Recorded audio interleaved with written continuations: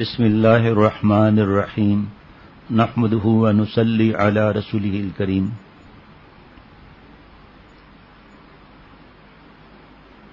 تاریخ امت مسلمہ سے آپ صلی اللہ علیہ وسلم کے سفر آخرت کے بارے میں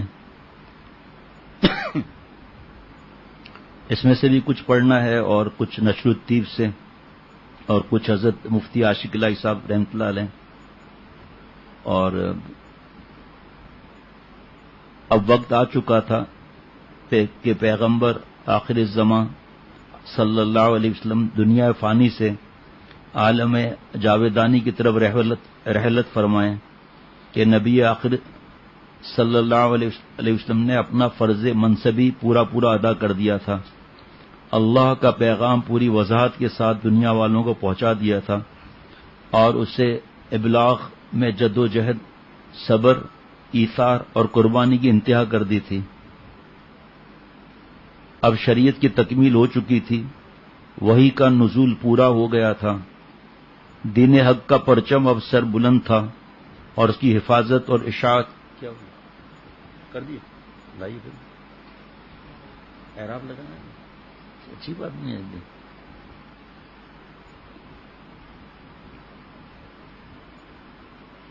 وحی کا نزول پورا ہو گیا تھا، دین حق کا پرچم اب سر بلند تھا اور اس کی حفاظت اور اشاعت کے لیے ایک ایسی امت تیار کر دی گئی تھی جسے خیر امت کا لقب ملا تھا،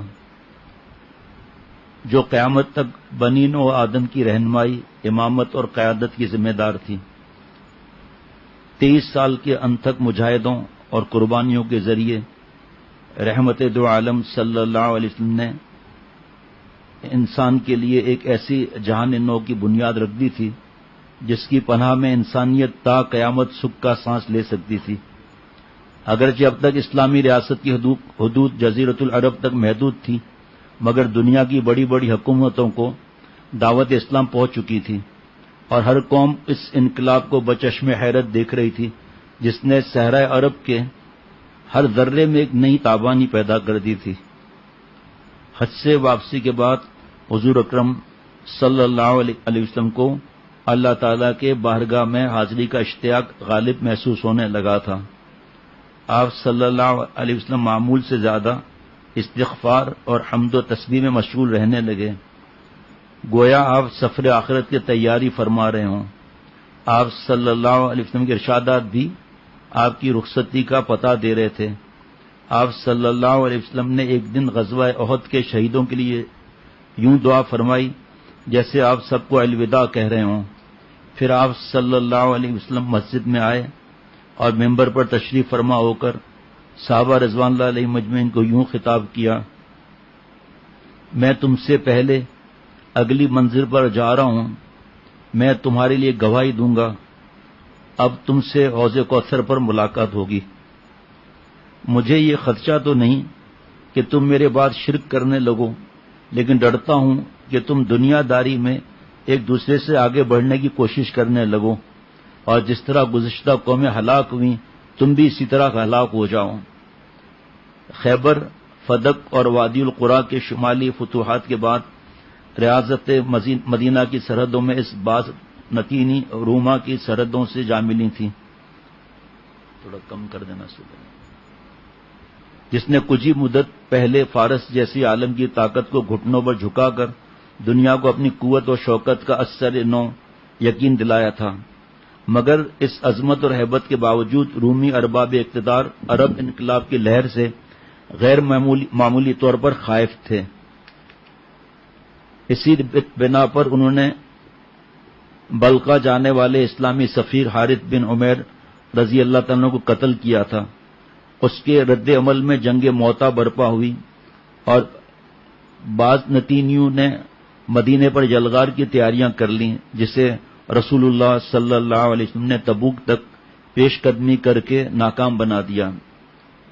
اس وقت رسول اللہ صلی اللہ علیہ وسلم حضرت عمر فاروق رضی اللہ عنہ کے مشورے پر مزید پیش قدمی مناسب وقت کے لیے ملتوی کر کے واپس چلے آئے تھے.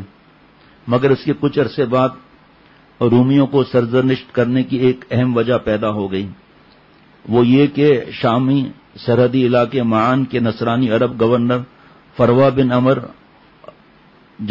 جزامی نے اسلام قبول کر کے حضور صلی اللہ علیہ وسلم کے حلقہ بگوشی اختیار کر لی تھی اور اس بارے میں اطلاعی خط مدینے بھی بھیجا تھا۔ رومیوں نے اس پر مشتعل ہو کر فروا بن عمر کو سولی پر چڑھا دیا تھا۔ دریں حالات رسول اللہ صلی اللہ علیہ وسلم رومیوں کے خلاف جہاد کو مزید مؤخر کرنے کی گنجائش نہیں سمجھتے تھے، اگرچہ 10 ہجری کے موسم بہار کا بڑا حصہ حجۃ الوداع میں صرف ہو گیا تھا۔ اس کے باوجود مسلمان رومیوں کے خلاف جنگ کے لیے ذہنی طور پر پوری طرح مستعد تھے، کیونکہ رسول اللہ صلی اللہ علیہ وسلم بار بار انتہائی رنج کے ساتھ اپنے جن کو آپ صلی اللہ علیہ وسلم نے بیٹا بنایا تھا زید بن حارثہ، پھر جو بتا دیا تھا وہی آئی تھی سارا رضی اللہ عنہ، اور اپنے عمزاد جعفر بن ابی طالب کی شہادت کو یاد کرتے تھے جو رومیوں سے جنگ میں شہید ہوئے تھے رضی اللہ عنہما۔ چنانچہ حجۃ الوداع سے واپس تشریف لا کر ماہ سفر میں آپ صلی اللہ علیہ وسلم نے بڑے اہتمام سے ایک لشکر تیار کرانا شروع کیا۔ توقع کے برخلاف حضور صلی اللہ علیہ وسلم نے اکابر کو چھوڑ کر لشکر کا سپہ سالار حضرت اسامہ بن زید، حضرت زید بن حارثہ کے بیٹے رضی اللہ عنہ کو بنایا، جن کی عمر صرف 20 سال کے لگ بھگ تھی۔ انہیں یہ اعزاز اس لیے دیا گیا کہ جنگ موطا میں لشکر کے اولین سپہ سالار انہی کے والد حضرت زید بن حارثہ رضی اللہ عنہ تھے، جو لڑتے لڑتے شہید ہو گئے تھے۔ حضور صلی اللہ علیہ وسلم چاہتے تھے کہ باپ کی ادھوری مہم کی تکمیل بیٹے کے ہاتھوں ہو، تاکہ رومیوں پر مسلمانوں کی دینی غیرت اور اہمیت کا رعب بھی پڑے اور وہ جان لیں کہ مسلمان اپنے شہداء کا خون بلایا نہیں کرتے۔ یہاں عرض کر دوں کہ بلایا نہیں کرتے، جب ہم گناہ کرتے ہیں تو صحابہ رضوان اللہ علیہ مجمعین سے کہ آپ صلی اللہ علیہ وسلم اس کا خون مبارک آپ صلی اللہ علیہ وسلم کا اس وقت یاد رہتا ہے، صحابہ رضوان اللہ علیہ مجمعین کا یاد رہتا ہے، کیونکہ وقت نہیں ہوتا، ورنہ میں بتاؤں آج کل کس اسپیڈ سے آ رہے ہیں کہ ہم نے گناہ چھوڑ دیے، موبائل صاف کر لیے۔ آپ صلی اللہ علیہ وسلم کی تکالیف اور مجاہدات سن کر غیرت آ رہی ہے کہ ہم گناہ کریں اور گھروں میں لیٹے رہیں، جس پر حضرت فرماتے تھے ہوا کھولتے رہیں، کچھ کام نہیں کرنا دین کا۔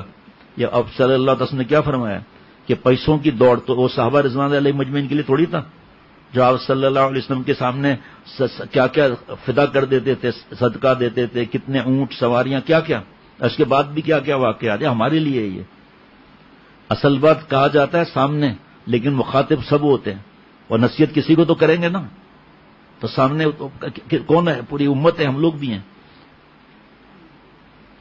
مسلمان اپنے شہداء کا خون بھولا نہیں کرتے، ہم نے تو ایسا بلایا ہے کہ گناہوں کے بغیر دماغی کام نہیں کرتا۔ پیر 29 صفر کو حضور اکرم صلی اللہ علیہ وسلم نے ٹھکانہ کریں حضرت اسامہ بن زید رضی اللہ عنہ کو امیر بنا کے ارشاد فرمایا، اللہ کا نام لے کر وہاں تک پیش قدمی کرو جہاں تمہارے والد شہید ہوئے تھے، تیزی سے سفر کرنا، اللہ فتح عطا کرے تو وہاں مختصر مدت قیام کرنا، راہبروں سے کام لینا، جاسوسوں اور ہر اول دستوں کو آگے بھیجنا۔ مرض الوفات کا آغاز ماہ سفر کے آخری ایام تھے کہ ایک رات رسول اللہ صلی اللہ علیہ وسلم جنت البقیع تشریف لے گئے اور مرحومین کے لیے دعائے مغفرت فرمائی۔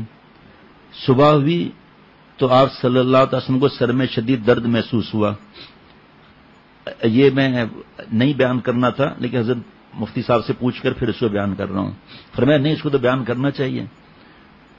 آپ صلی اللہ علیہ وسلم کو سر میں شدید درد محسوس ہوا۔ عجیب بات یہ تھی کہ اسی دن حضرت عائشہ صدیقہ رضی اللہ تعالی عنہ کو بھی سر درد کی تکلیف لاحق ہوئی اور وہ کہہ اٹھی ہائے میرے سر میں درد۔ حضور صلی اللہ علیہ وسلم نے فرمایا مجھے تم سے زیادہ درد ہو رہا ہے۔ پھر حضور صلی اللہ علیہ وسلم نے مزاحاً فرمایا، عائشہ اگر تم مجھ سے پہلے مر جاؤ تو کیا حرج ہے، تمہارا کفن دفن میں کر دوں گا اور تمہارے لیے مغفرت کی دعا کروں گا۔ وہ بولی جی ہاں، اگر میں پہلے مر گئی تو آپ اس گھر میں دوسری ازواج مطہرات رضی اللہ عنہن کو لے آئیں گے۔ آپ صلی اللہ علیہ وسلم کی حاضر جوابی پر ہنس دیے۔ اگلے دنوں میں حضور اکرم صلی اللہ علیہ وسلم کی بیماری میں شدت آ گئی۔ ادھر لشکر روانگی کے لیے تیار تھا۔ جمعرات 2 ربیع الاول کو حضور صلی اللہ علیہ وسلم نے پرچم تیار کر کے اسامہ بن زید رضی اللہ عنہ کو عطا فرمایا اور دعاؤں کے ساتھ انہیں رخصت فرمایا۔ یہاں ایک بات ابھی نماز میں خیال آیا کہ آپ صلی اللہ علیہ وسلم کے دنیا سے پردہ فرمانے کا دن پیر کا دن تھا۔ حضرت والا رحمۃ اللہ علیہ کا دنیا سے وصال ہوا پیر کا دن تھا، اور اس وقت پیر شروع ہو چکی ہے۔ مغرب کا پیر شروع ہو گئی نا بھائی۔ اسامہ بن زید رضی اللہ تعالیٰ عنہ نے روانگی سے پہلے عرض کیا، امید ہے کہ اللہ تعالیٰ آپ کو شفا عطا فرمائیں گے، آپ مجھے کچھ دن ٹھہرنے کی اجازت دیجیے، اگر میں اسی حالت میں روانہ ہو گیا تو دل میں خلجان رہے گا۔ حضور صلی اللہ علیہ وسلم نے سکوت فرمایا، کوئی جواب نہ دیا۔ اسامہ بن زید فوج کو لے کر مدینہ شریف سے 3 میل دور جرف کے مقام پر جا ٹھہرے۔ اس مہم میں حضور اکرم صلی اللہ علیہ وسلم کی غیر معمولی دلچسپی دیکھتے ہوئے صحابہ کرام جوک در جوک وہاں پہنچنے لگے۔ حضرت ابو بکر صدیق، حضرت عمر فاروق، حضرت سعد بن ابی وقاص، حضرت ابو عبیدہ بن جراح اور حضرت سعید بن زید رضی اللہ رضوان علیہ مجمعین جیسے صف اول کے جلیل القدر صحابہ بھی لشکر میں شمولیت کے لیے نامزد تھے۔ رسول اللہ صلی اللہ علیہ وسلم کا سردرد بڑھتا چلا گیا، اس کے باوجود آپ ازواج مطہرات کے ہاں روزانہ باری باری تشریف لے جاتے رہے، مگر جب تکلیف زیادہ بڑھ گئی تو آپ صلی اللہ علیہ وسلم نے ازواج مطہرات سے اجازت چاہی کہ بیماری کے دن حضرت عائشہ صدیقہ رضی اللہ عنہا کے ہاں گزار لیں تاکہ گھر بدلنے کی زحمت نہ ہو۔ سب نے خوشی سے اجازت دے دی۔ تب آپ صلی اللہ علیہ وسلم حضرت علی اور حضرت فضل بن عباس رضی اللہ تعالی عنہما کا سہارا لے کر حضرت عائشہ صدیقہ رضی اللہ عنہا کے حجرے کی طرف تشریف لے چلے۔ آپ کے سر مبارک پر پٹی بندھی ہوئی تھی اور قدم زمین پر گھسٹ رہے تھے۔ رسول اللہ صلی اللہ علیہ وسلم حضرت عائشہ صدیقہ رضی اللہ عنہا کے گھر آرام فرما ہوئے۔ بیماری کی شدت میں آپ کو محسوس ہو رہا تھا کہ خیبر میں زینب بنت سلام کی ضیافت میں جو زہر آلود لقمہ آپ صلی اللہ علیہ وسلم کے منہ میں رکھا تھا اس کے زہر کے اثرات ظاہر ہو رہے ہیں۔ آپ صلی اللہ علیہ وسلم فرماتے تھے، اس وقت اس زہر کے اثر سے میری شہرت کٹتی جا رہی ہے۔ آپ کی اذیت دیکھ کر امہات المؤمنین بھی صدمے سے بے حال تھیں۔ ام المؤمنین حضرت صفیہ رضی اللہ عنہا فرما رہی تھیں، اللہ کی قسم یا نبی اللہ، میں چاہتی ہوں کہ آپ کی تکلیف مجھ پر آ جائے۔ دینا بیدر کشو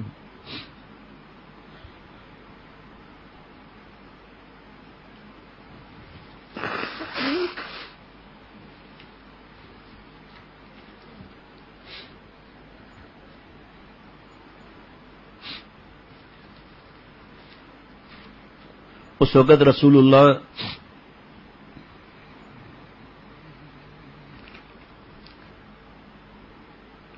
اس قدر شدید بیماری کے باوجود حضور صلی اللہ علیہ وسلم امت مسلمہ کی خیر خواہی اور ریاست کے اہم انتظامی اور سیاسی امور سے لا تعلق نہیں تھے۔ آپ صلی اللہ علیہ وسلم نے مسلمانوں کو تلقین کی کہ جزیرۃ العرب میں 2 دن باقی نہ رہنے پائیں۔ یہ بھی تاکید فرمائی کہ یہود و نصارہ اور مشرکین کو جزیرۃ العرب کی حدود سے نکال باہر کیا جائے۔ حضور اکرم صلی اللہ علیہ وسلم نے یہ اس لیے فرمایا کہ یہ خطہ پورے عالم اسلام کے مرکز اور ہیڈ کوارٹر کی حیثیت رکھتا تھا اور مرکز میں اغیار کی موجودگی بہت سے فتنوں کا باعث بن سکتی تھی۔ حضور صلی اللہ علیہ وسلم کی بیماری بڑھتی چلی گئی۔ ایک دن مغرب کی نماز پڑھائی جس میں سورۃ المرسلات کی تلاوت کی۔ یہ آخری رسول کی ابتدا میں آخری امت کی آخری نماز تھی۔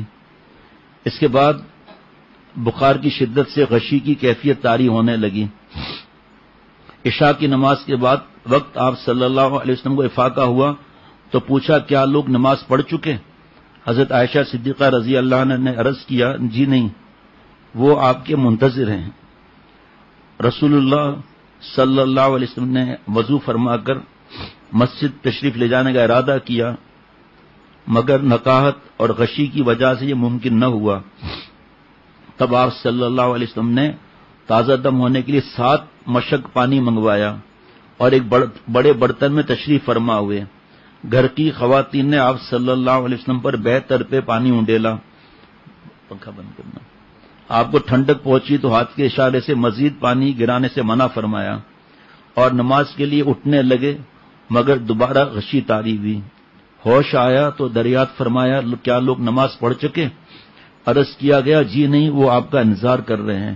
رسول اللہ صلی اللہ علیہ وسلم نے دوبارہ غسل فرمایا، مگر مسجد تشریف لے جانے کی کوشش فرمائی، مگر پھر ایسا ذوف تھا کہ ایسا 3 بار ہوا۔ آخر آپ صلی اللہ علیہ وسلم نے فرمایا ابو بکر کو کہو وہ نماز پڑھائیں۔ امہات المؤمنین نے ذرا پس و پیش کی اور حضرت عائشہ صدیقہ رضی اللہ تعالیٰ عنہ نے اپنے والد کے لیے عرض کیا کہ وہ یعنی حضرت ابو بکر رضی اللہ عنہ نرم دل انسان ہے، آپ کی جگہ کھڑے ہو کر اپنے اوپر قابو نہ پا سکیں گے۔ رسول اللہ صلی اللہ علیہ وسلم نے ان کی بات کو نظر انداز کرتے ہوئے دوبارہ سہبارہ بڑے اٹل لہجے میں ارشاد فرمایا ابو بکر حکم دو کہ وہ نماز پڑھائیں۔ یہ حضور اکرم صلی اللہ علیہ وسلم کی جانب سے امت کے لیے اپنے نائب اور جانشین کی نامزدگی کا لطیف اشارہ تھا۔ حضور نبی اکرم صلی اللہ علیہ وسلم کو سفر آخرت پر روانہ ہوتے ہوئے پیچھے رہ جانے والی امت کی نظم و ضبط اور وحدت کو برقرار رکھنے کی ذمہ داری کا پورا احساس تھا، مگر آپ صلی اللہ علیہ وسلم نے اس فریضے کو عام بادشاہوں کی طرح ولی عہدی اور جانشین کی نامزدگی کے ذریعے انجام دینا پسند نہیں فرمایا کہ کہیں مسلمانوں کے سیاسی نظام میں انتقال اقتدار کا معاملہ ولی عہدی میں محدود نہ ہو جائے۔ آپ صلی اللہ علیہ وسلم اس معاملے میں وسعت اور کشادگی رکھنا چاہتے تھے۔ آپ مسلمانوں میں باہمی مشاورت، قومی ہمدردی، خیر خواہی، سیاسی شعور، ذاتی ایثار، اتفاق رائے، غور و تفکر اور افہام و تفہیم جیسی صفات کو اجاگر کرنے کے خواہش مند تھے۔ یہ تبھی ہو سکتا تھا جب انہیں انتقال اقتدار کے معاملات میں ایک لگے بندے طرز کا پابند نہ کیا جاتا، بلکہ انہیں موقع دیا جاتا کہ وہ قرآن اور سنت کی روشنی میں حسب ضرورت بہتر سے بہتر سیاسی نظام تشکیل دے لیا کریں۔ تاہم آپ صلی اللہ علیہ وسلم کے ذہن میں اپنے جانشین کا نام بہت واضح تھا اور وہی شخصیت اللہ تعالی کی طرف سے طے ہو چکی تھی۔ آپ صلی اللہ علیہ وسلم کو مسلمانوں کی بصیرت اور معاملہ فہمی کی صلاحیت پر پورا بھروسہ تھا کہ وہ بھی اسی شخصیت کو خلیفہ چنیں گے، اور یہ شخصیت تھی حضرت ابو بکر صدیق رضی اللہ عنہ کی، جو آپ صلی اللہ علیہ وسلم کے سب سے قریبی رفیق، رازدار، صحابہ میں سب سے زیادہ بزرگ اور سعادت اور امامت کے بارے گراں کو سنبھالنے کے سب سے زیادہ اہل تھے۔ حضور صلی اللہ علیہ وسلم نے حضرت ابو بکر رضی اللہ عنہ کو امامت کا حکم دیا، مگر حضور صلی اللہ علیہ وسلم کی بیماری کی وجہ سے اتنے غمزدہ اور دل شکستہ تھے کہ فوراً تعمیل نہ کر سکے، اور ان کی جگہ حضرت عمر فاروق رضی اللہ عنہ نماز پڑھانے لگے۔ حضور صلی اللہ علیہ وسلم نے حضرت عمر رضی اللہ عنہ کی قرت سنی تو حجر مبارک سے ہی صدا بلند فرمائی، نہیں نہیں نہیں، صرف ابو بکر نماز پڑھایا کریں۔ یہ بھی فرمایا نہ اللہ تعالیٰ ابو بکر کے سوا کسی کو امام بننے دے گا، نہ مسلمان ایسا ہونے دیں گے۔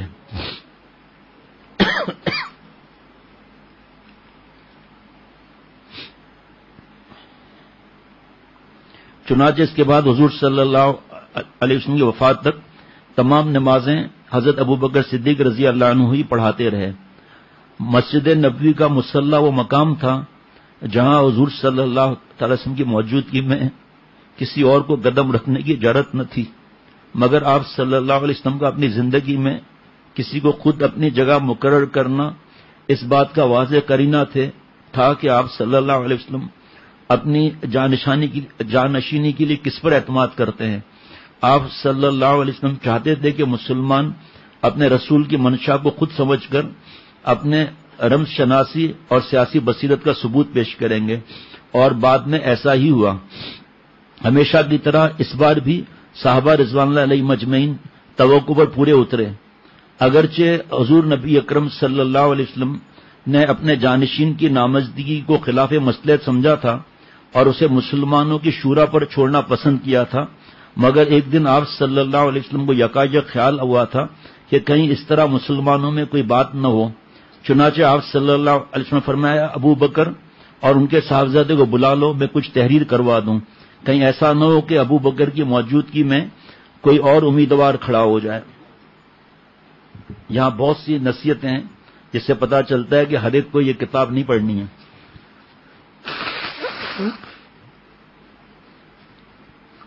بس علماء کے ساتھ رہ کر ان سے مشورے کر کر، لیکن بیان کرنے سے پہلے بھی پوچھنا چاہیے۔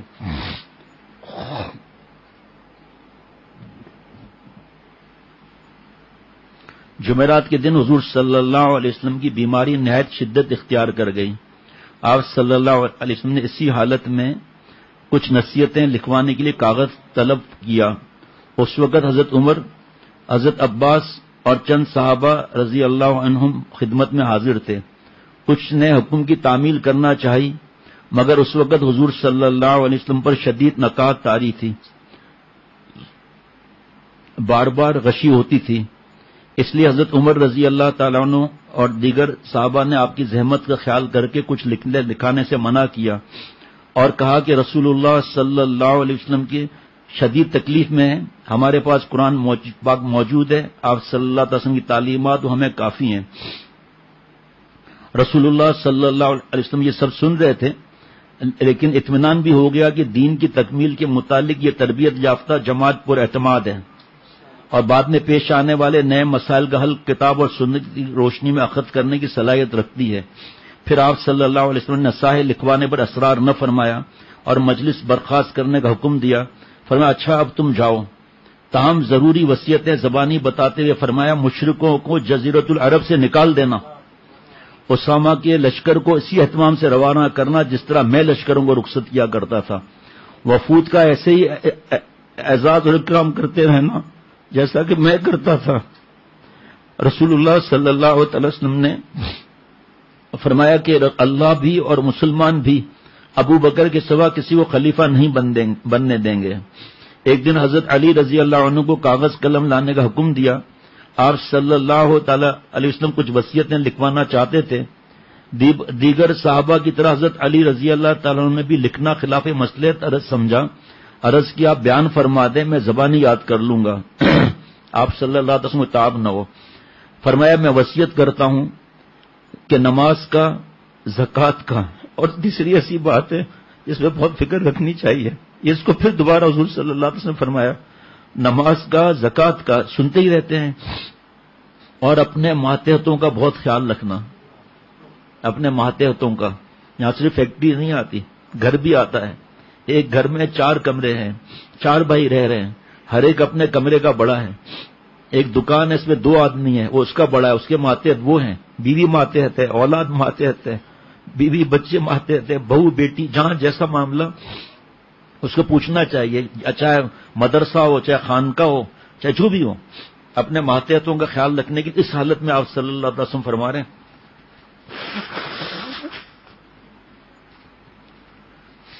اور اس کے بارے میں تفصیل زیادہ ہے، بلکہ بہت زیادہ ہے، کہ اولاد کو برائی سے نہ روکنا، ان کو گناہوں سے نہ روکنا۔ لشکر اسلام رسول اللہ صلی اللہ علیہ وسلم کی بیماری سے مضطرب ہو کر جرف میں رکا ہوا تھا۔ ہفتہ 10 ربیع الاول کو امیر لشکر اسامہ بن زید اور بہت سے صحابہ رضوان اللہ علیہ مجمعین آپ صلی اللہ علیہ وسلم کی عیادت کے لیے مدینہ شریف آ گئے۔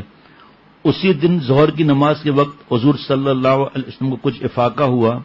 آپ حضرت عباس اور حضرت علی رضی اللہ عنہما کا سہارا لے کر مسجد میں تشریف لے گئے۔ آپ صلی اللہ علیہ وسلم کے سر مبارک پر پٹی بندھی ہوئی تھی، بدن مبارک پر کمبل لپٹا ہوا تھا، جماعت کھڑی ہو چکی تھی۔ حضرت ابو بکر رضی اللہ عنہ نماز پڑھا رہے تھے۔ رسول اللہ صلی اللہ علیہ وسلم کے حجرے کا دروازہ پہلے صف کی بائیں جانب تھا، جو مسجد کی طرف کھلتا تھا، اس لیے حضور صلی اللہ علیہ وسلم نے اس لیے حضرت ابو بکر رضی اللہ عنہ نے آپ صلی اللہ علیہ وسلم کی آمد کو فوراً محسوس کر لیا اور امام کی جگہ خالی کر کے پیچھے ہٹنے لگے، مگر آپ صلی اللہ علیہ وسلم نے ہاتھ سے اشارہ کر کے انہیں منع فرما دیا۔ حضرت عباس اور حضرت علی رضی اللہ عنہما کو حکم دیا، مجھے ابو بکر کی بائیں طرف بٹھا دو۔ اب حضرت ابو بکر صدیق رضی اللہ عنہ حضور صلی اللہ علیہ وسلم اقتداء میں نماز پڑھ رہے تھے اور لوگ حضرت ابو بکر صدیق رضی اللہ تعالیٰ عنہ کے تکبیرات پر نماز ادا کر رہے تھے. یہ اپنی موجودگی میں امت کو اپنے جانشین کی تابعداری کرانے کا بڑا دلکش نمونہ تھا، اور اس کا ثبوت بھی کہ حضرت ابو بکر صدیق رضی اللہ عنہ کی پیروی دراصل نبی رحمت صلی اللہ علیہ وسلم کی ہی پیروی ہے. نماز کے امت سے آخری خطاب. نماز کے بعد حضور صلی اللہ علیہ وسلم نے اسامہ بن زید رضی اللہ عنہ کا سہارا لے کر اٹھے، جو لشکر کو جرف کے خیمہ گاہ میں چھوڑ کر آپ صلی اللہ علیہ وسلم کی عیادت کے لیے واپس آ گئے تھے. حضور صلی اللہ علیہ وسلم منبر پر تشریف فرما ہوئے اور فرمایا، اللہ نے اپنے بندے کو اختیار دے دیا کہ وہ چاہے تو دنیا کی نعمتوں کو قبول کرے، چاہے تو اللہ کے پاس موجود انعامات کو اختیار کر لے. بس اس بندے نے اللہ کی نعمتوں کو پسند کر لیا ہے. یہ الفاظ سنتے ہی حضرت ابو بکر صدیق رضی اللہ عنہ بے ساختہ بولے، آپ پر میرے ماں باپ قربان، ہماری جانیں اور مال آپ پر فدا. یہ کہہ کر ابو بکر زارو قطار رونے لگے، کیونکہ پورے مجمع میں فقط وہی سمجھے تھے کہ یہ الفاظ حضور اکرم صلی اللہ علیہ وسلم کی رخصتی کا پیغام ہے. رسول اللہ صلی اللہ علیہ وسلم سے حضرت ابو بکر رضی اللہ عنہ کا رونا برداشت نہ ہو سکا اور فرمایا کہ ابو بکر مت رو.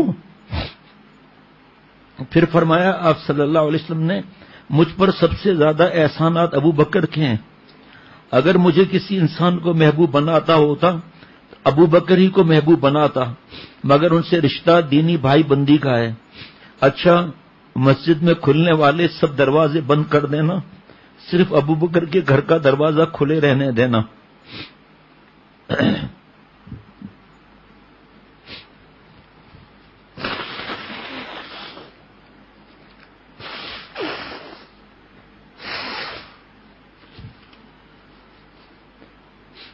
اسامہ بن زید رضی اللہ عنہ کی کم عمری کے پیش نظر کچھ لوگوں کو اطمینان نہ تھا.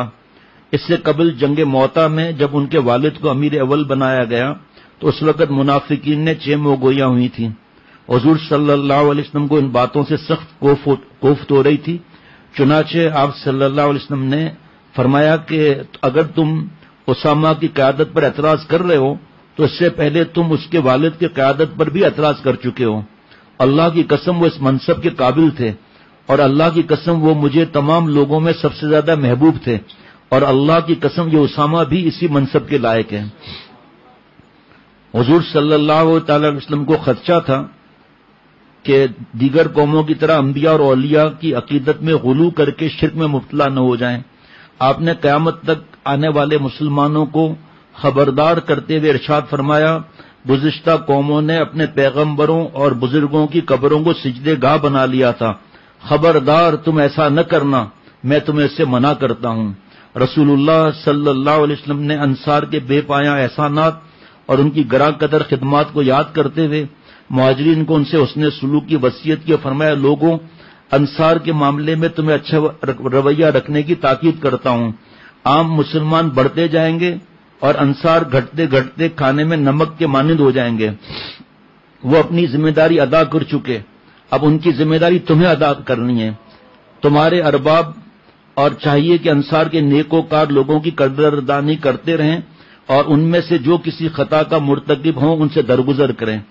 یہ بھی فرمایا کہ تم میں سے ہر کسی کو مرتے وقت اللہ تعالیٰ سے اچھا گمان رکھنا چاہیے. یہ رسول اللہ صلی اللہ علیہ وسلم کا آخری خطبہ تھا. اس کے بعد آپ گھر تشریف لے گئے. اگلے دن بروز اتوار اسامہ بن زید دوبارہ حاضر خدمت ہوئے. رسول اللہ صلی اللہ علیہ وسلم نے دیکھا تو آنکھوں میں آنسو جھلملانے لگے. اسامہ رضی اللہ عنہ نے جھک کر آپ صلی اللہ علیہ وسلم کو بوسہ لیا. رسول اللہ صلی اللہ علیہ وسلم نے دست مبارک آسمان کی طرف اٹھا کر اسامہ رضی اللہ عنہ پر رکھ دیا، گویا ان کے لیے دعا کر رہے ہوں. جیسے جیسے آخری لمحات قریب آ رہے تھے، رسول اللہ صلی اللہ علیہ وسلم اس عالم فانی کے اسباب سے لا تعلقی اختیار کرتے جا رہے تھے. دولت کدے میں کچھ اشرفیاں موجود تھیں. حضرت عائشہ رضی اللہ عنہا کو تاکید فرمائی کہ انہیں صدقہ کر دیں. کچھ دیر بعد پوچھا کیا وہ اشرفیاں صدقہ کر دیں؟ عرض کیا ابھی تک تو نہیں. آپ نے وہ منگوائیں، دست مبارک پر رکھ کر انہیں گنا وہ 6 تھیں. فرمایا محمد اپنے رب سے کس گمان کے ساتھ ملے گا اگر یہ دولت اس کے گھر میں ہو. 6 اشرفیاں. یہ کہہ کر آپ صلی اللہ علیہ وسلم نے وہ تمام اشرفیاں فی الفور صدقہ کرا دیں. جسد اطہر پر ایک کمبل تھا جسے آپ صلی اللہ علیہ وسلم بخار کی شدت میں کبھی چہرے پر ڈال دیتے کبھی ہٹا دیتے. اس دوران آپ صلی اللہ علیہ وسلم نے اچانک فرمایا یہود و نصارہ پر اللہ کی لعنت ہو، انہوں نے پیغمبروں کی قبروں کو سجدہ گاہ بنا لیا. حضرت عائشہ صدیقہ رضی اللہ عنہا فرماتی ہیں کہ حضور اقدس صلی اللہ علیہ وسلم کو خدشہ تھا کہیں ان کی قبر پر بھی سجدے نہ کیے جانے لگیں. اس خطرے کے باعث یہ ارشاد فرمایا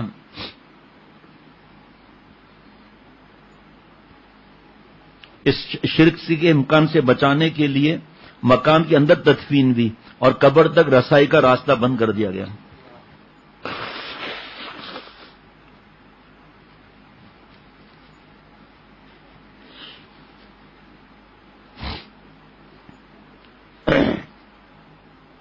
یہ پیر کا دن تھا، ربیع الاول کی 12 تاریخ، حیات مبارکہ کا آخری دن.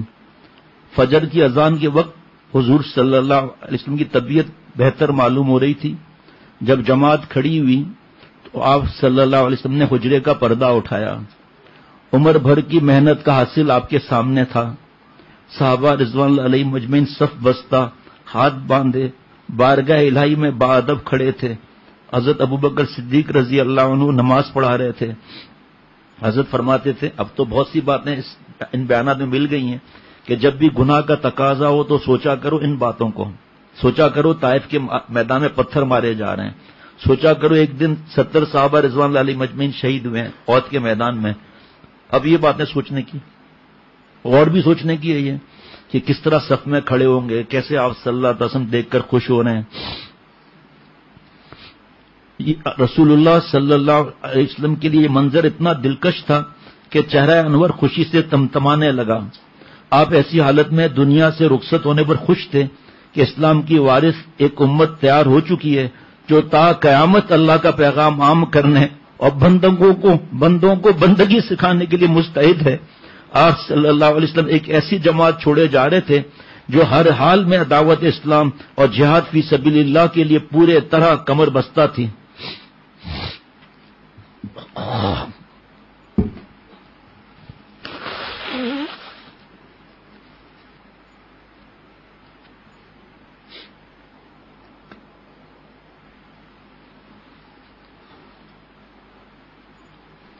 صحابہ کو احساس ہو گیا تھا کہ حضور صلی اللہ علیہ وسلم پردہ اٹھا کر ان کی طرف متوجہ ہیں. آپ صلی اللہ علیہ وسلم 2 دن سے مسجد نبوی میں تشریف نہیں لائے تھے سوائے ان اکابر صحابہ کے جو روزانہ گھر میں حاضر ہوا کرتے تھے. اکثر جانثاروں نے 2 دن سے آپ صلی اللہ علیہ وسلم کی زیارت نہیں کی تھی. آپ صلی اللہ علیہ وسلم کو متوجہ پا کر سب کے رگوں پہ میں سرور کی ایک لہر دوڑ گئی اور وہ پلٹ کر آپ کی زیارت کے لیے بےتاب ہونے لگے، مگر آپ صلی اللہ علیہ وسلم نے ہاتھ کے اشارے سے انہیں نماز مکمل کرنے کا حکم دیا اور چند لمحوں تک اپنے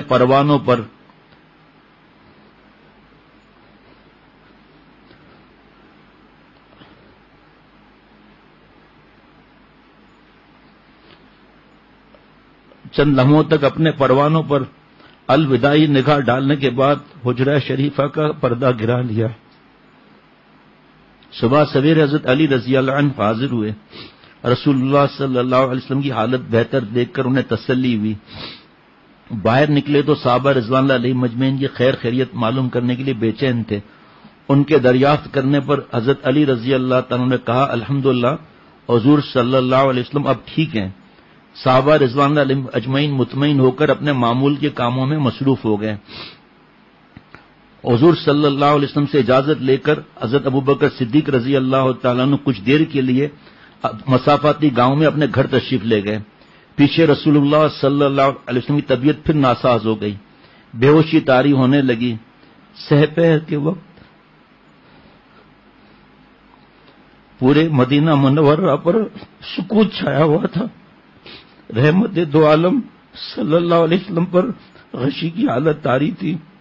حضرت عائشہ صدیقہ رضی اللہ تعالی عنہ نے رسول اللہ صلی اللہ علیہ وسلم کا سر مبارک گود میں رکھ کر آپ کو سہارا دیا ہوا تھا. آس پاس اس وقت صرف اہل خانہ ہی تھے. اس دوران پیغمبر آخر زمان صلی اللہ علیہ وسلم کی زبان مبارک سے نکلا اولئک الذین انعم اللہ علیہم من النبیین والصدیقین والشہداء والصالحین. ان لوگوں کے ساتھ جن پر اللہ نے انعام فرمایا، انبیاء، صدیقین، شہداء، صالحین. حضرت عائشہ صدیقہ رضی اللہ عنہ نے جب یہ سنا تو سمجھ گئی آپ صلی اللہ علیہ وسلم دنیا میں رہنے یا آخرت کا سفر اختیار کرنے کے بابت پوچھا جا رہا ہے. آپ صلی اللہ علیہ وسلم نے رحلت کو پسند فرمایا.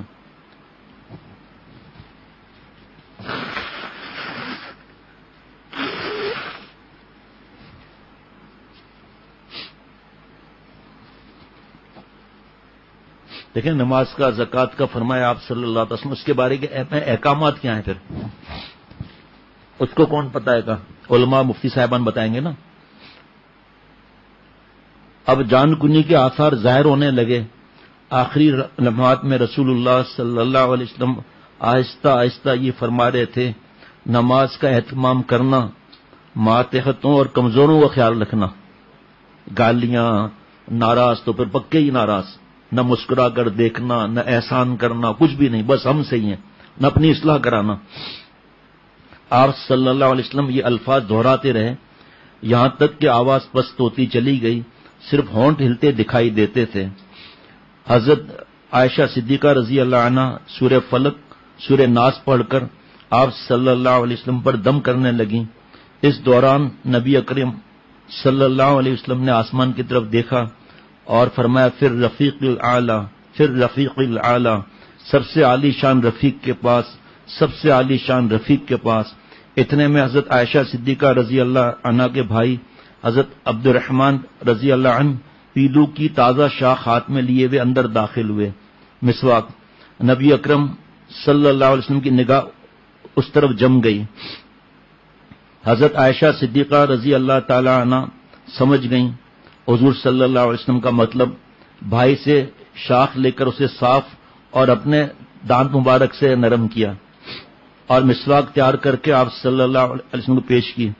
آپ صلی اللہ علیہ وسلم نے اپنے معمول کے مطابق اچھی طرح مسواک فرمائی، مگر جب مسواک واپس فرمانے لگے تو ضعف کی وجہ سے مسواک آپ کے ہاتھ سے گر گئی. رسول اللہ صلی اللہ علیہ وسلم حضرت عائشہ صدیقہ رضی اللہ عنہ کا سہارا لے کر نیم دراز تھے. آپ کے سامنے پانی کا پیالہ رکھا تھا. آپ لیٹے لیٹے بار بار اس میں ہاتھ بھگو کر چہرہ انور پر پھیرتے تھے اور فرماتے تھے لا الہ الا اللہ ان للموت سکرات اللہم اعنی علی سکرات الموت. اللہ کے سوا کوئی معبود نہیں، بے شک موت کی سختی برحق ہے.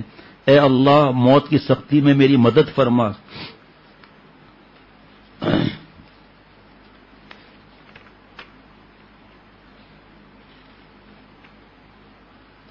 آپ صلی اللہ تعالی وسلم نے اپنے بیٹی حضرت فاطمہ رضی اللہ تعالیٰ عنہ کو بلوایا اور ان کے کان میں کچھ فرمایا جس سے وہ رونے لگیں. پھر دوبارہ ان کے کان میں سرگوشی کی جس سے وہ ہنسنے لگیں.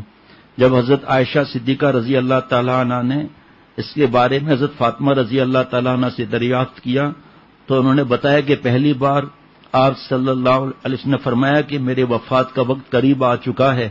یہ سن کر میں رونے لگی. دوسری بار آپ صلی اللہ علیہ وسلم نے فرمایا تم میرے اہل بیت میں سب سے پہلے مجھ سے آپ ملو گی. یہ سن کر خوشی سے میں ہنسنے لگی.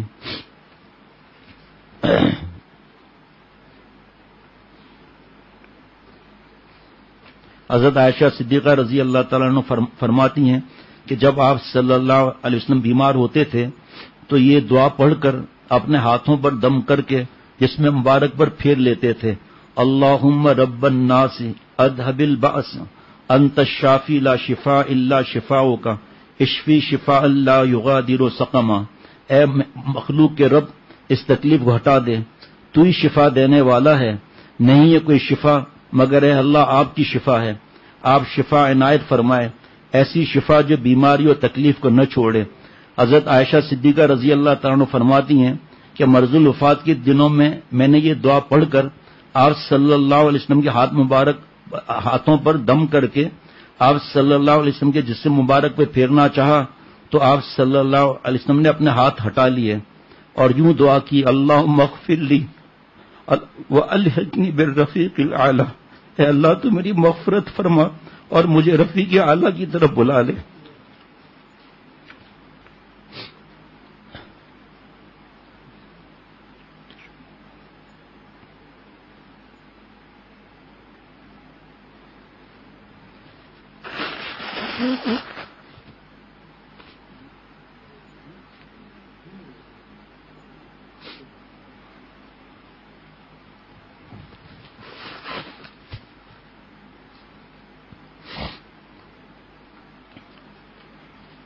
آپ صلی اللہ علیہ وسلم بار بار یہ فرما رہے تھے کہ اللہ کے سوا کوئی معبود نہیں، بے شک موت کی سختی برحق ہے، اے اللہ موت کی سختی میں میری مدد فرما۔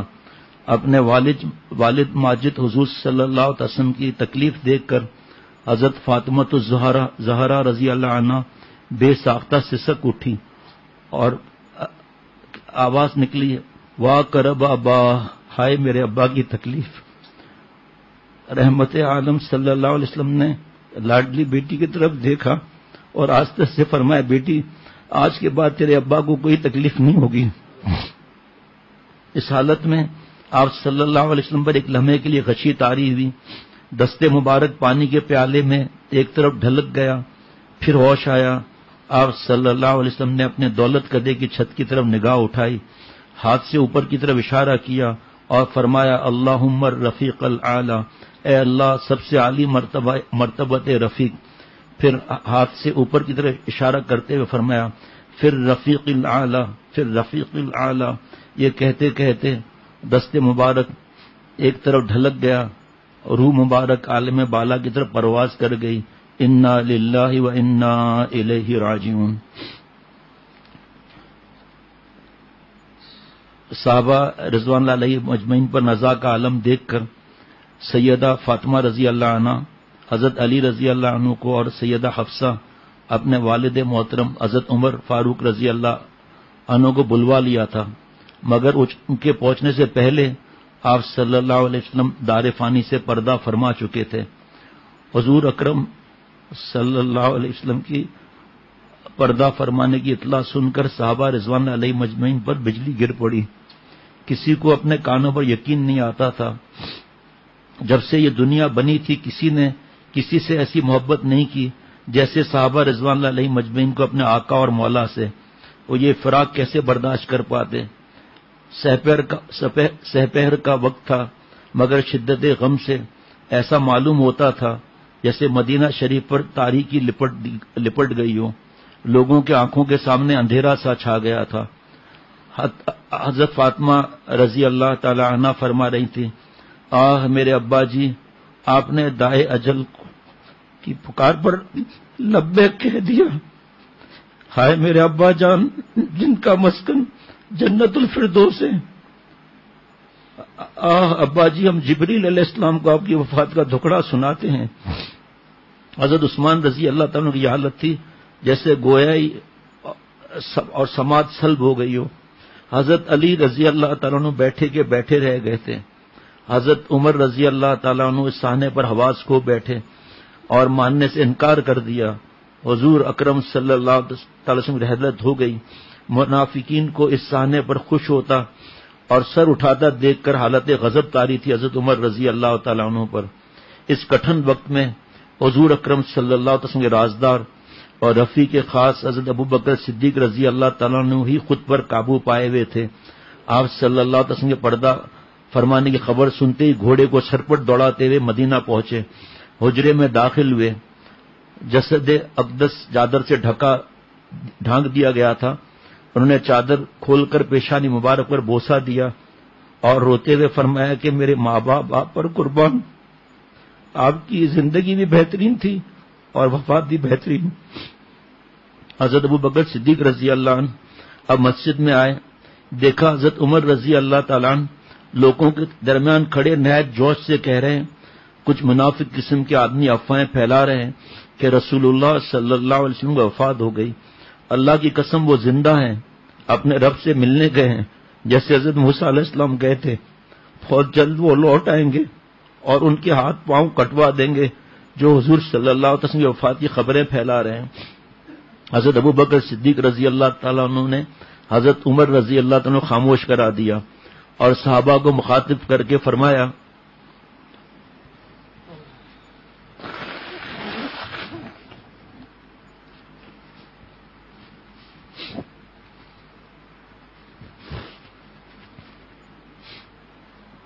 لوگوں، حضرت ابو بکر صدیق رضی اللہ تعالیٰ عنہ نے حضرت عمر رضی اللہ عنہ کو خاموش کرایا اور صحابہ کو مخاطب کر کے فرمایا، لوگوں، جو کوئی محمد صلی اللہ علیہ وسلم کی عبادت کرتا تھا تو جان لے کہ وہ وفات پا گئے ہیں، اور جو کوئی اللہ کی عبادت کرتا ہے وہ تسلی رکھے کہ اللہ زندہ ہے، ہمیشہ قائم رہنے والا ہے۔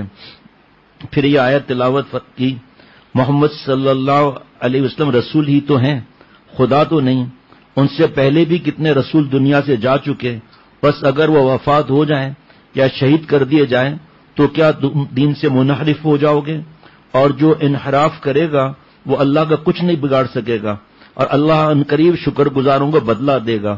یہ آیت غزوہ احد میں حضور صلی اللہ علیہ وسلم کی شہادت کی جھوٹی افواہ پھیلائے جانے پر صحابہ کی تسلی کے لیے نازل ہوئی، مگر آج جب حضرت ابو بکر صدیق رضی اللہ تعالیٰ عنہ نے دہرایا تو صحابہ رضوان اللہ علیہ مجمعین کو ایسا لگا کہ ان کا اس سے زیادہ موضوع موقع کوئی اور نہیں ہو سکتا تھا۔ یوں محسوس ہو رہا تھا گویا یہ آیت ابھی آسمان سے نازل ہو رہی ہے۔ حضرت عمر رضی اللہ تعالیٰ عنہ جوں حضرت ابو بکر صدیق رضی اللہ عنہ کا حقیقت پسندانہ خطاب سنتے گئے، ان کا جوش، ان کا غم صبر میں تبدیل ہوتا گیا۔ حضور صلی اللہ علیہ وسلم کی رحلت کا یقین ہوتے ہی ان کے قدم ساتھ نہ دے سکے اور اپنی جگہ پر گر گئے۔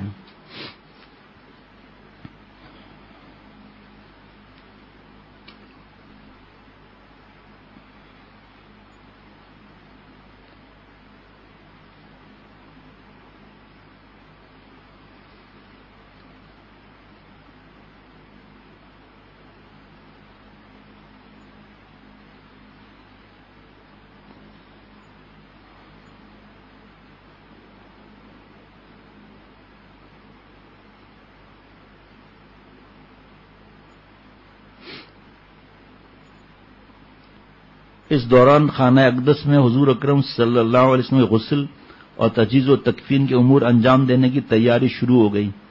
رنج اور صدمے اور دکھ کی انتہا کی وجہ سے شمع رسالت کے پروانے ایک سکتے کسی کیفیت میں تھے، اس لیے کسی ان امور کی انجام دہی کی سکت ہی پیدا نہ ہو سکی۔ بھلا کون تھا جو اپنے محبوب صلی اللہ علیہ وسلم کے جسد اطہر کو مٹی تلے دفن کرنے کی ہمت کرتا؟ کون تھا جو اپنے ہاتھوں سے اپنے جینے کی آس کو نظروں سے اوجھل کر دیتا؟ اعصاب شل ہو چکے تھے، ذہنیں قوتیں مفلوج ہو چکی تھیں، شدید ترین کیفیت جاری رہی تو حضور صلی اللہ علیہ وسلم کے چچا حضرت عباس رضی اللہ عنہ، داماد حضرت رضی اللہ عنہ اور پھپھی زاد حضرت زبیر بن عوام رضی اللہ عنہ غسل دینے اور کفن پہنانے کی امور میں مشغول ہو گئے۔ یہ حضرات حضور اقدس صلی اللہ علیہ وسلم کے قریبی رشتہ دار تھے، اسی لیے یہی آپ صلی اللہ علیہ وسلم کی آخری خدمات انجام دینے کے زیادہ حقدار تھے۔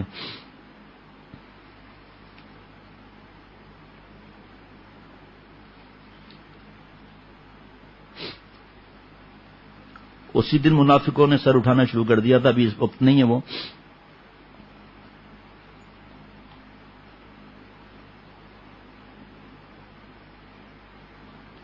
حضور اقدس صلی اللہ علیہ وسلم کی تجہیز و تکفین ہو چکی تو صحابہ رضوان اللہ علیہ مجمعین نماز جنازہ ادا کرنے کے لیے جمع ہوئے۔ حضرت ابو بکر صدیق رضی اللہ تعالیٰ عنہ سے پوچھا گیا، نماز جنازہ کیسے پڑھیں؟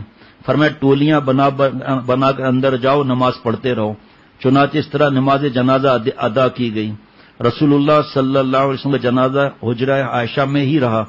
تھوڑے تھوڑے لوگ حجرے کے اندر داخل آتے اور اپنی نماز پڑھ کر واپس آتے. یہ رسول اللہ صلی اللہ علیہ وسلم کی وصیت تھی. رسول اللہ صلی اللہ علیہ وسلم نے وفات سے پہلے فرمایا تھا پہلے میرے گھر والے میری نماز جنازہ ادا کریں, سب لوگ تنہا تنہا نماز جنازہ ادا کریں. اس سے حکم کے مطابق پہلے اہل بیت, پھر مردوں, پھر خواتین, پھر بچوں, پھر غلاموں نے نماز جنازہ پڑھائی. اور لوگ اتنی بڑی تعداد میں تھے کہ سب حجرے میں جا بھی نہیں سکتے تھے.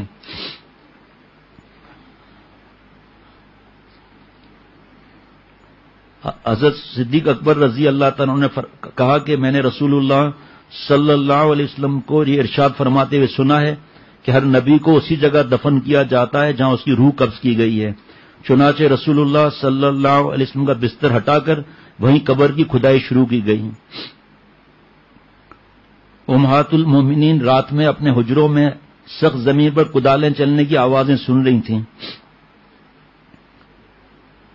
قبر تیار ہو چکی تو رسول صلی اللہ علیہ وسلم کے غلام شقران رضی اللہ عنہ نے جلدی سے ایک سرخ چادر قبر کے اندر بچھا دی. حضرت علی, حضرت عباس اور ان کے لڑکے رضی اللہ عنہم نے قبر میں داخل ہو کر جسد اطہر کو اندر اتارا. سب سے آخر میں حضرت مغیرہ بن شعبہ رضی اللہ عنہ مرکت میں اترے, حضور صلی اللہ علیہ وسلم کے کفن کو درست کیا. اس کے بعد مرکت پر مٹی ڈالی گئی اور حضرت بلال رضی اللہ تعالیٰ عنہ نے مشک لے کر قبر پر پانی کا چھڑکاؤ کیا. یوں ہرا کا چاند مدینہ شریف کی خاک میں روپوش ہو گیا, غار ہرا, اور اس کے ساتھ ہی سسکیوں اور ہچکیوں کی آواز سے پورا مدینہ شریف گونج اٹھا. زمین اور آسمان نے اس سے زیادہ سوگوار اور دردناک منظر کبھی نہیں دیکھا تھا. پیغمبر صلی اللہ علیہ وسلم کے جان نثاروں کے لیے یہ احساس ناقابل برداشت تھا کہ اب اس دنیا میں مشتاق نگاہیں آپ صلی اللہ علیہ وسلم کی زیارت کبھی نہ کر سکیں گی. صحابہ نے باقی رات آنکھوں میں کاٹ دی. صبح صادق کے وقت حضرت بلال بن رباح رضی اللہ عنہ حسب معمول اذان دینے لگے. اشہد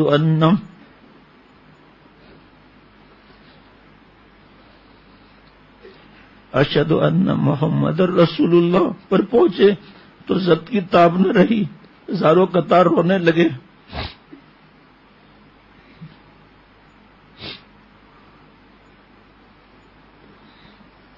بہت سی باتیں ابھی رہ گئی ہیں.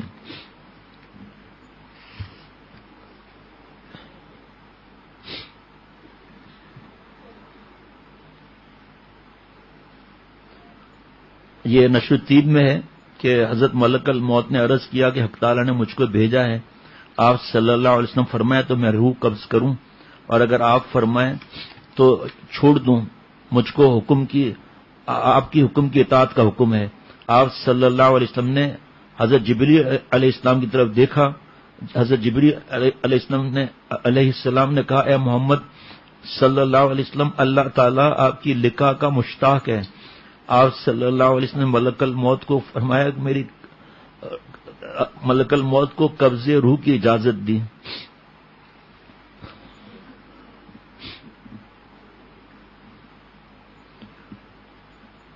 باحقی کی روایت میں ہے کہ آپ صلی اللہ علیہ وسلم کے آخری وقت میں جبریل علیہ السلام نے کہا یعنی یہ میرا آخری آنا ہے زمین پر, یعنی وہی لے کر. جب روح قبض ہوئی تو ملک الموت روتے ہوئے آسمان کو چڑھے, اور ابو نعیم نے حضرت علی رضی اللہ تعالیٰ سے روایت کیا ہے کہ جب روح قبض ہوئی تو ملک الموت روتے ہوئے آسمان کو چڑھے, اور میں نے آسمان سے آواز سنی واہ محمد. اس بقا سے حضرت اسرائیل علیہ السلام کا بقا ثابت ہونا ہے.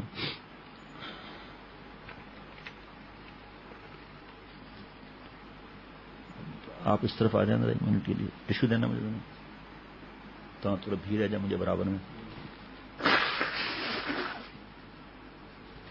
مدینہ شریف میں حضرت شیخ الاسلام, حضرت شیخ الحدیث حضرت مولانا زکریا صاحب رحمۃ اللہ علیہ کے خادم ہیں حضرت مولانا عبد القدیر صاحب دامت برکاتہم. انہوں نے مجھے حضرت فاطمہ رضی اللہ تعالیٰ عنہ کے اشعار مجھے ہدیہ کیے. آپ صلی اللہ علیہ وسلم کے پردہ فرمانے پر یہ اشعار ہدیہ کیے مجھے. ماذا علی من شم تربت احمد صلی اللہ علیہ وسلم اللہ یشم مد الزمان غوالیا صبت علی مصائب لو انہا صبت علی الایام ادن لیالیا اخبر آفاق السماء وکبرت شمس النہار وازلم الازمان والارض من بعد النبی کئیبہ اسفا علیہ کثیرت الاحزان فلیبکہ شرق البلاد وغربها یا فخر من طلعت له النیران یا خاتم الرسول المبارک سنوا صلی علیک منزل القرآن. ماذا دوبارہ پڑھتا ہوں. ماذا علی من شم تربت احمد صلی اللہ علیہ وسلم جس نے ایک مرتبہ بھی خاک پائے احمد مجتبیٰ سونگ لی. اللہ یشم مد الزمان غوالیا. تعجب کیا ہے کہ اگر وہ ساری عمر کوئی اور خوشبو نہ سونگے. صبت علیہ مصائب لو انہا. حضور صلی اللہ علیہ وسلم کی جدائی میں وہ مصیبتیں مجھ پر ٹوٹی ہیں کہ اگر صبت علی الایام ادن لیالیا یہ مصیبتیں دن پر ٹوٹتی تو دن راتوں میں تبدیل ہو جاتے. اغبر آفاق السماء وکبرت شمس النہار وازلم الازمان. آسمان کی پہنائیاں غبار آلود ہو گئیں اور لپیٹ دیا گیا دن کا سورج اور تاریخ ہو گیا سارا زمانہ. والارض من بعد النبی کئیبہ اور زمین نبی اکرم صلی اللہ علیہ وسلم کے بعد مبتلا درد ہے. اسفا علیہ کثیرت الاحزان. ان کے غم میں ڈوبی ہے سراپا. فلیبکہ شرق البلاد وغربها. اب آنسو بہائے مشرق بھی اور مغرب بھی ان کی جدائی پر. یا فخر من طلعت له النیران. فخر تو صرف ان کے لیے جن پر روشنیاں چمکی. یا خاتم الرسل المبارک سنوا. اے آخری رسول صلی اللہ تعالی علیہ وسلم آپ کی برکت اور سعادت کے جوئے فیض ہیں. صلی علیک منزل القرآن. آپ صلی اللہ علیہ وسلم پر تو قرآن نازل کرنے والے نے بھی درود و سلام بھیجا ہے.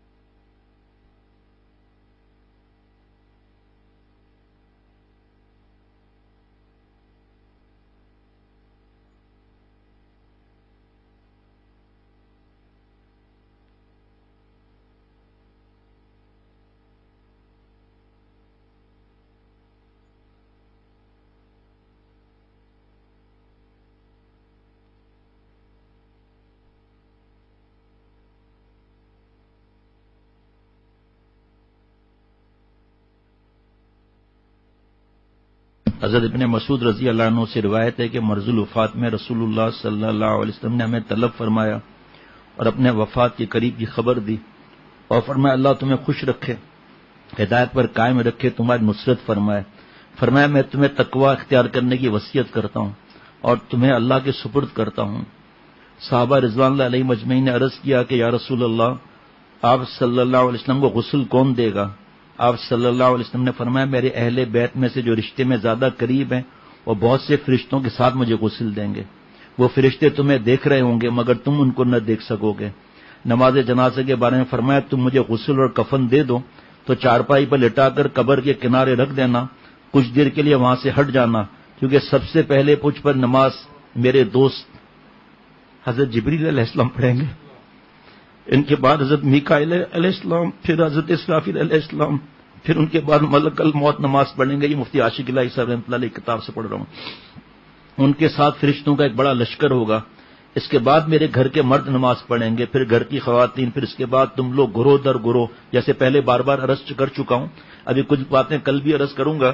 انبیاء علیہ الصلوۃ والسلام کے لیے خاص ہیں وہ چیزیں، وہ باتیں، اور آپ صلی اللہ علیہ وسلم کے لیے بالکل خاص یہ ہیں. وہ تنہ تنہا داخل ہونا، گروہ در گروہ تنہ تنہا داخل ہونا، نماز پڑھنا اور رونے دھونے اور چلانے سے بچنا، ورنہ مجھے اذیت ہوگی. جو لوگ موجود نہیں ان کو میرا سلام پہنچا دینا اور گواہی دینا کہ جو لوگ آج سے لے کر قیامت تک دین اسلام میں داخل ہوں گے ان پر میرا سلام ہے. اس بیماری کے دوران آپ صلی اللہ تعالی علیہ وسلم حضرت فضل بن عباس رضی اللہ عنہما کا ہاتھ پکڑ کر ممبر پر تشریف لائے. آپ کے سر مبارک پر پٹی بندھی ہوئی تھی. پھر آپ نے حکم فرمایا کہ لوگوں کو بلاؤ. حضرت فضل رضی اللہ تعالیٰ نے آواز دے کر لوگوں کو جمع کیا. اس کے بعد رسول اللہ صلی اللہ علیہ وسلم نے اللہ تعالیٰ کی حمد و ثنا بیان فرمانے کے بعد ارشاد فرمایا، اے لوگوں، میں عنقریب تم لوگوں کے پاس سے جانے والا ہوں، لہذا اگر کسی کو میں نے مارا ہو تو میری کمر حاضر ہے، وہ بدلہ لے لے، اور اگر کسی کو میں نے برا بلا کہا ہو تو وہ بھی بدلہ لے لے. کوئی مالی مطالبہ ہو تو میرا مال حاضر ہے. کوئی شخص یہ خیال نہ کرے کہ بدلہ لینے سے میرے دل میں اس کے لیے بغض پیدا ہو جائے گا. تم جانتے ہو کہ بغض رکھنا میری فطرت میں نہیں. وہ شخص مجھے محبوب ہے جو بدلہ لے لے یا معاف کر دے. اس کے بعد حضور صلی اللہ علیہ وسلم ممبر شریف سے اتر آئے. پھر دوبارہ یہی ظہر کے بعد اعلان دہرایا. ایک شخص نے عرض کیا کہ رسول اللہ صلی اللہ علیہ وسلم، آپ پر ماں باپ قربان، لیکن آپ خود فرما رہے ہیں تو عرض کر رہا ہوں کہ ایک روز آپ صلی اللہ علیہ وسلم کے پاس ایک سائل آیا تھا اور آپ صلی اللہ علیہ وسلم کے پاس اس کو دینے کے لیے کچھ مال نہ تھا. آپ نے مجھے حکم دیا تھا 3 درہم اس کو دے دو. آپ صلی اللہ علیہ وسلم نے حضرت فضل رضی اللہ عنہ سے فرمایا اس کے 3 درہم ادا کر دو.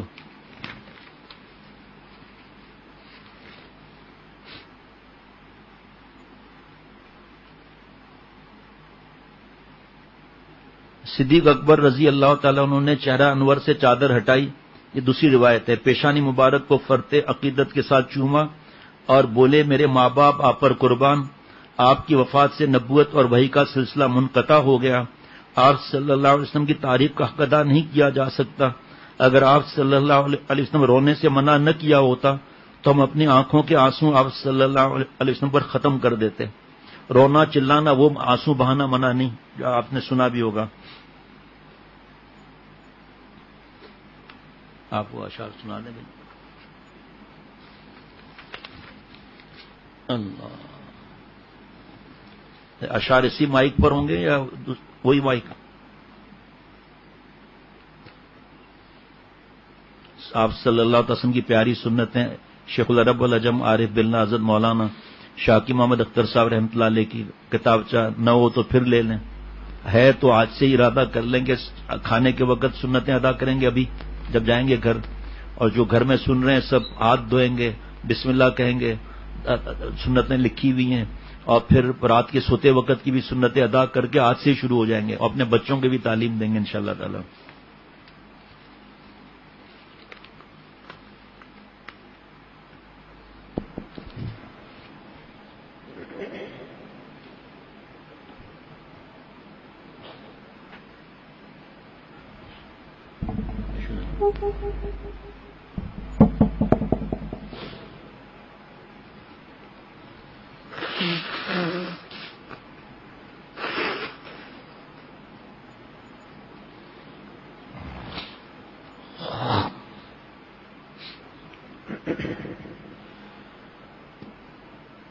دنیا سے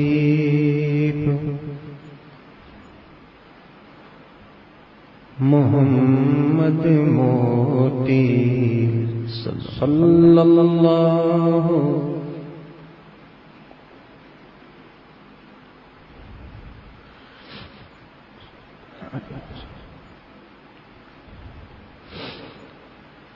دنیا سے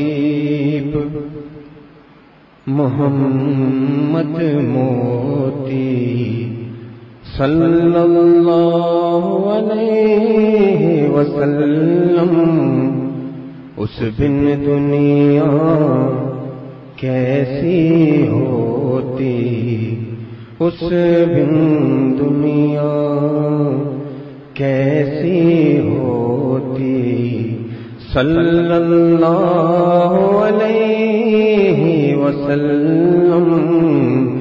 دنیا سے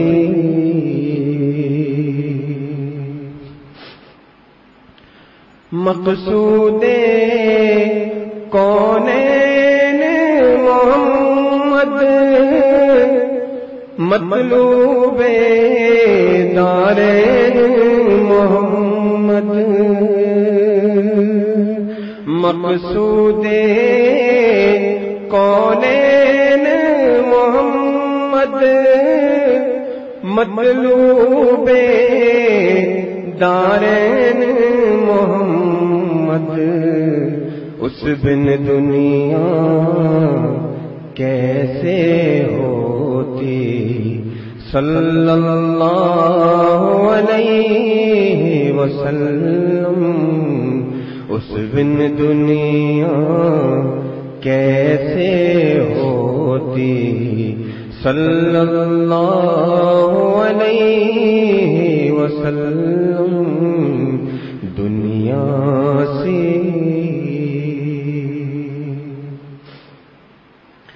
گر نہ ہو تام نہ جایا خلقت کا غم کھانے والا گر نہ ہو تام نہ جایا خلقت کا غم کھانے والا خلقت میٹھی نیند نہ سوتی خلقت میٹھی نیند نہ سوتی صلی اللہ علیہ وسلم اس بن دنیا کیسی ہوتی صلی اللہ علیہ وسلم دنیا سے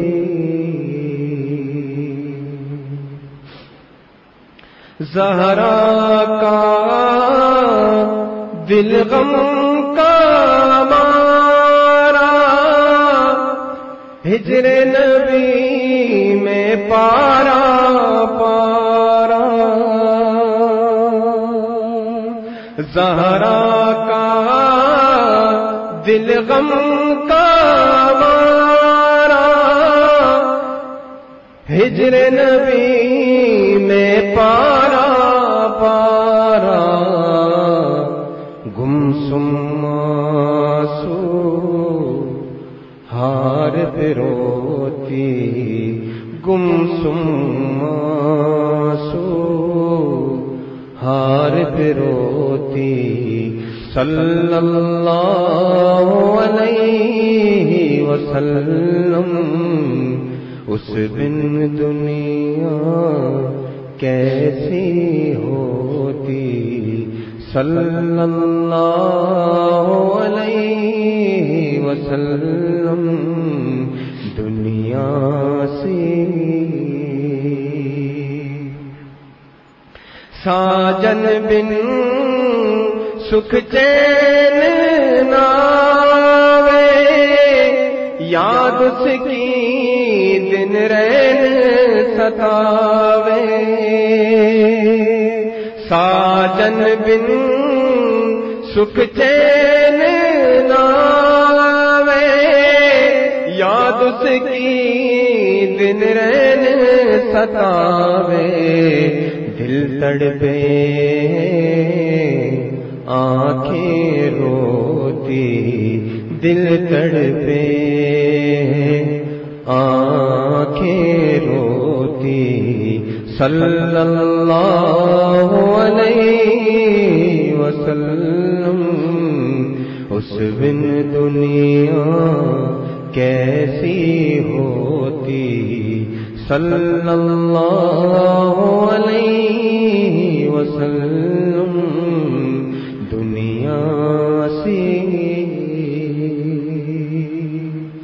کاش میرے محبوب کی دھرتی مجھ پہ نفیس یہ شفقت کرتی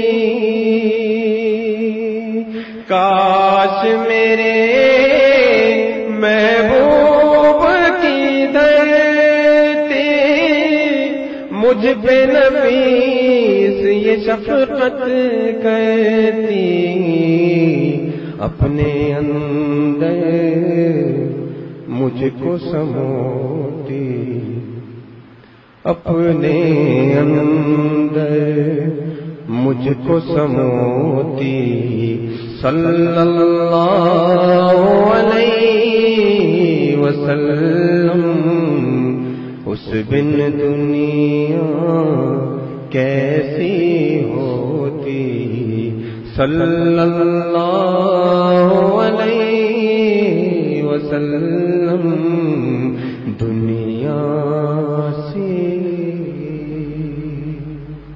جزاک اللہ۔ اس میں آخری شعر میں حضرت نفیس شاہ صاحب رحمۃ اللہ علیہ دعا ہے کہ مدینہ شریف میں مرنا مقدر ہو، اللہ تعالیٰ مجھے اور ہر مسلمان کو۔ اس میں حضرت کسی نے عرض کیا تھا تو حضرت نے فرمایا کہ یہ تو دعا مانگنی ہی چاہیے، اور کوئی بیچارہ سادہ تھا تو اس وقت ہنسنے کا دل نہیں کر رہا، لیکن بہرحال حضرت نے پرانا یونس پٹیل صاحب رحمۃ اللہ نے ان سے فرمایا تھا کہ یہ تو دعا مانگنی ہے، تو اس دعا کی وجہ سے کہ پہلے تھوڑی وقت آ جائے گا، آپ صلی اللہ علیہ وسلم سب سے پہلے اٹھیں گے، پھر حضرت ابو بکر، پھر حضرت عمر رضی اللہ عنہما، پھر آپ صلی اللہ علیہ وسلم جنت البقیع کی والوں کی شفاعت فرمائیں گے، پھر جنت المعلا، پھر طائف، پھر سب کا۔ تو پیارے شیخ نے فرمایا کہ یہاں پر کوئی اللہ تعالیٰ نے نہیں فرمایا کہ میرے شہر کو آپ نے دوسرے نمبر پہ کر دیا، اور پھر آپ صلی اللہ علیہ وسلم نے پھر کچھ خود بھی منع نہیں فرمایا۔ اللہ تعالیٰ مجھے ہم سب کو عمل والا بنا دے، آپ صلی اللہ علیہ وسلم، اور اللہ تعالیٰ جب خوش ہوں گے جب میں عمل والا ہوں گا، ہم سب عمل والے ہوں گے، پورے دنیا کے مسلمان، اللہ تعالیٰ مجھے ہم سب کو عمل والا بنا دیں، جس فرما کر اولیاء صدیقین کی آخری سرحد تک پہنچا دیں۔ اور بس انشاءاللہ تعالیٰ کل سے سنتوں کے بارے میں انشاءاللہ تعالیٰ مذاکرہ ہوگا، رمضان بھی نزدیک ہے، اور اللہ تعالیٰ مجھے اپنے اور اپنے گھر پر، پہلے اپنے اوپر پھر اپنے گھر پر محنت کرنے کی توفیق عطا فرمائے، اور یہ جو بھی ہمارے دوست ہیں اللہ تعالیٰ جہاں جہاں بھی سنا جا رہا ہے اللہ مجھے اور ہم سب کو اللہ والا بنائے، اور اپنی رحمت سے جو کمی کوتاہی نالائکیاں گناہ بے وقوفیاں اللہ سب معاف فرما کر قبول فرمائے، اور اس بیان کا ثواب اللہ تعالیٰ آپ صلی اللہ علیہ وسلم اور صحابہ رضوان اللہ علیہ مجمعین، صحابیات رضی اللہ عنہن، اہل بیت رضوان اللہ علیہ مجمعین کو عطا فرمائے، اللہ مجھے معاف فرمائے، اور اپنے رحمت سے اللہ بغیر استحقاق کے مجھے اور ہر مسلمان کو معافی عطا فرمائے، مجھے اور ہم سب کو جو موجود ہے موجود نہیں، ہمارے اس گھر والے، ہمارے رشتہ دار، ہماری اولاد، ہمارے پڑوسی، نمازی ساتھی، سب مسلمان اور ہم سب کی قیامت تک کی ضروریات کو اللہ تعالیٰ جس فرما کر اولیاء صدیقین کی آخری سرحد تک پہنچائے۔ کل پتہ چلا کہ جو کبھی کبھی میں پڑھ لیتا ہوں تو یہ بتایا اس کے علاوہ بھی بہت سارے ہوتے ہیں، تو آپ معمول معلوم ہے الحمدللہ جنہوں نے دعاؤں کا کہا، جو کہنا چاہتے تھے نہیں کہہ سکے، جو امید وابستہ رکھتے ہیں، جنہوں نے پیغام بھیجا نہیں ملا، جن سے ہم نے وعدہ کیا، جن کے ای میل، خط، میسج آئے ہوئے ہیں، پیغام آئے ہوئے ہیں، جن کے نہیں آئے ہوئے ہیں، اللہ مجھ سمیت کسی کو محروم نہیں فرمائے، ہر مسلمان کو اللہ تعالیٰ مجھ سمیت اپنا خاص تعلق نصیب فرمائے۔ جو عالم اسلام میں پریشانیاں ہیں روزانہ آ رہے ہیں کہ تنخواہ کا مسئلہ ہے، دوسرے ملکوں میں بھی یہاں بھی، اللہ تعالیٰ معاف فرمائے۔ بیماری جیسے اچانک آئی تھی کرونا، اسی طرح اللہ ختم فرما دے اپنی رحمت سے۔ توبہ کر لیں بس، اللہ تعالیٰ اپنی رحمت سے بد دعا نہیں دینا چاہیے، سخت منع ہے۔ مولانا قاری ارشد عبید صاحب کے گھر والوں کو طبیعت ناساز ہے، اور اللہ صحت عطا فرمائے، بہت بڑی فہرست ہے یہ، اللہ تعالیٰ کو معلوم ہے اس میں کیا لکھا ہے، اللہ تعالیٰ میرے اور ہم سب کے جملہ مقاصد حسنہ پورے فرمائے، اور ہمارے دوست ہیں ان کی اہلیہ کو ان کے گرنے کی وجہ سے ان کی بازو میں تکلیف ہے، اللہ صحت عطا فرمائے، میرے بھی کندھے میں تکلیف ہے اس کے لیے بھی خواب دعا کریں خاص، اللہ دوستوں کے نیک گمان سے بڑھ کر نوازش فرمائے۔ ربنا تقبل منا انک انت السمیع العلیم۔ السلام علیکم ورحمۃ اللہ وبرکاتہ۔ معافات جس کو پتا ہو بند کر دیں، بند کر دیں، ایک بات ضروری بتانی تھی، صرف بند کر دیں 1 منٹ کے لیے۔